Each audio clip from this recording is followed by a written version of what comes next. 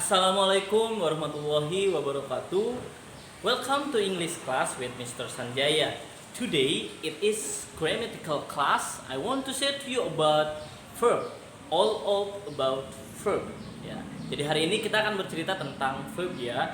Jadi untuk teman-teman yang belajar bahasa Inggris pasti akan langsung mengenal terkait dengan kata-kata. Dan salah satu kelas kata adalah yang paling banyak juga harus kita pelajari terkait dengan verb. Ya, jadi apa itu verb? Ya, verb adalah kata kerja. Jadi verb kata kerja. Nah, kata kerja itu sendiri dibagi menjadi beberapa bagian dan itu menjadikan juga suatu kelas tenses. Dari itu kita akan share satu persatu verb 1, verb 2, verb 3 dan verb ing. Jadi untuk verb itu sendiri dibagi menjadi 4 bagian, yaitu verb 1, verb 2, verb 3 dan verb ing. Jadi teman-teman dapat dengan baik sekarang membedakannya setelah pembelajaran ini. Pasan akan jelaskan sedetail mungkin terkait dengan perbedaan dan penggunaan dari keempat verb tersebut. Jadi satu kata saja dalam bahasa Inggris akan dibagi menjadi 4 bagian. Ya. Contoh dalam bentuk kalimat akan menjadi seperti ini, teman-teman. Contoh kalimatnya makan. Eat, ate, eaten, dan eating.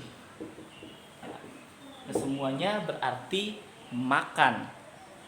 Lalu bagaimana cara membedakannya? Lalu bagaimana juga cara penggunaannya? Kita akan bahas hari ini.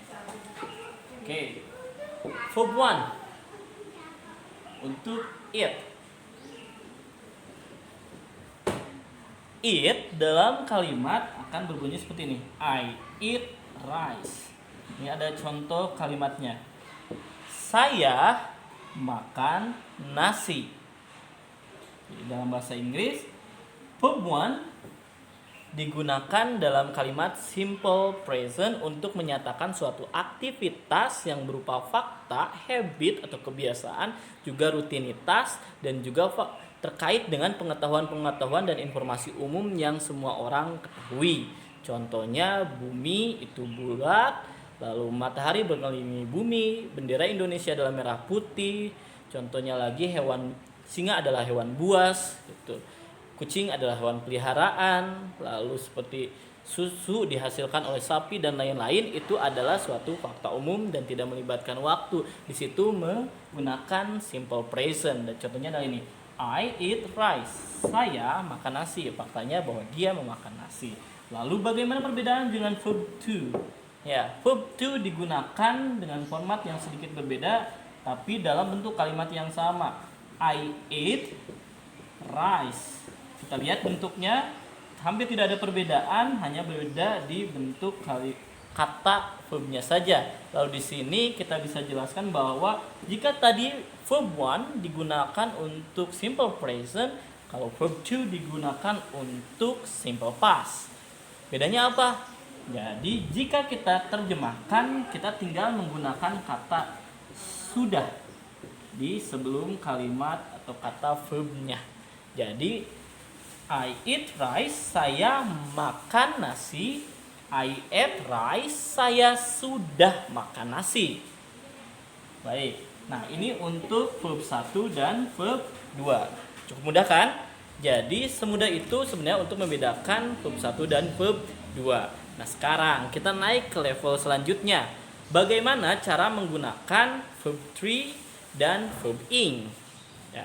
Nah di sini ada rumus yang sedikit berbeda teman-teman.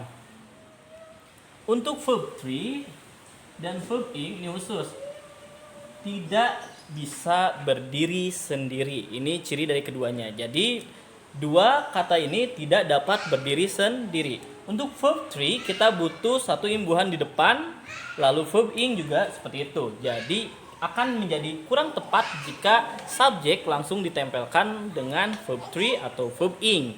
Di sini contohnya untuk verb 3 digunakan untuk kalimat-kalimat present perfect atau past perfect. Di sini contohnya I have eaten. I have eaten.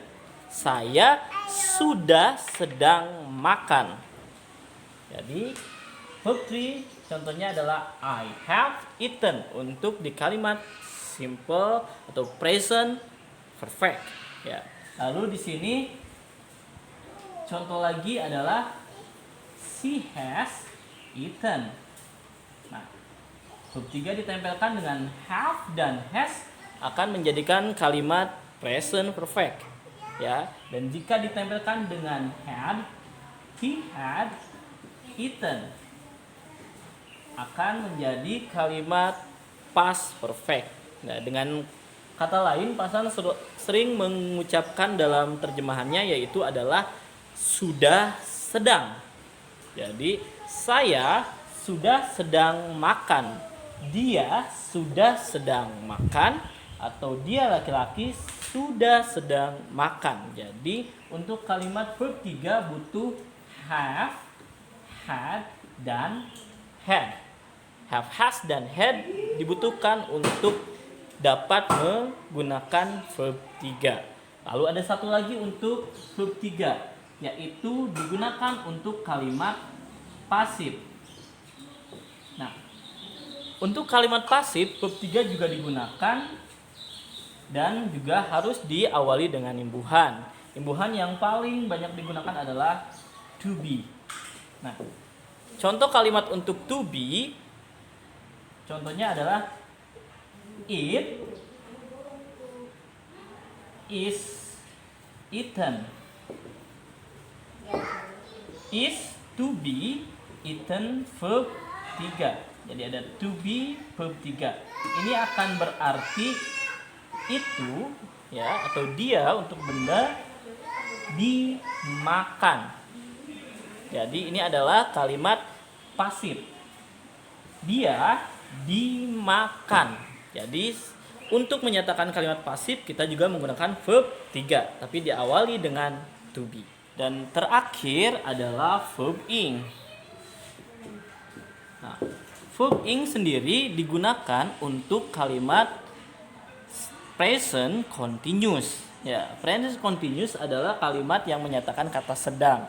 Makanya kalau bertanya sedang apa kepada seseorang, kita menggunakan kalimat what are you doing? Ya, dengan verb ing menjelaskan kata sedang. Nah, langsung saja kita ke verb ing. Untuk rumus verb ing sendiri kita tinggal meletakkan to be di setelah subjek. I am eating. Saya sedang makan. Jadi perbedaannya dengan tadi I eat rice ya adalah saya makan. Tapi kalau di sini kita menjelaskan kata sedang atau mengutarakan bahwa kejadian itu terjadi ketika kita bicara. I am eating. Saya sedang makan. Di saat yang sama kita pun sedang makan. Nah, seperti itu untuk verb ing. Ya, jadi tinggal disesuaikan saja to be-nya. She is eating. Lalu contoh lagi, they are eating. Hanya tinggal disesuaikan to be-nya saja untuk kalimat atau kata verb ing dalam suatu kalimat present continuous. Nah, sekarang jadi kita sudah bisa menuliskan keempat bentuk kalimat tadi. Jadi I eat rice. Saya makan nasi. I ate rice. Saya sudah makan nasi. I have eaten.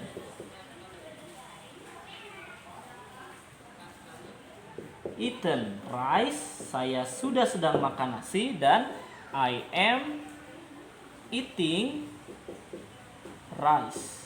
Saya sedang makan nasi. Verb 1, verb 2, verb 3, dan verb ing. Jadi kesimpulannya bahwa verb 1 dan verb 2 bisa berdiri sendiri tanpa bantuan. Tapi untuk verb 3 dan verb ing harus menggunakan bantuan atau biasa kita gunakan dalam bentuk to be atau kata lain yang ada di depannya.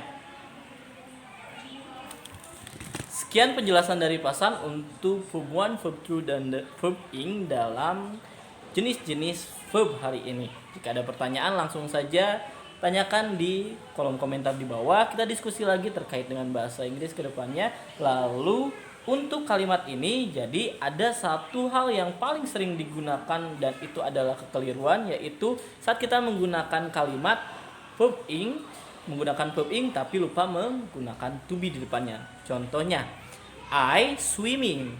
Jadi tidak tepat untuk menggunakan kata atau kalimat tersebut, seharusnya I am swimming. Jadi jika kita akan meletakkan kalimat langsung setelah subjek, itu hanya bisa menggunakan verb 1 dan verb 2 ya. Sekian dari Pasan untuk pembelajaran hari ini. Oke, thank you for your attention. Thank you for your watching and see you next week. Assalamualaikum warahmatullahi wabarakatuh.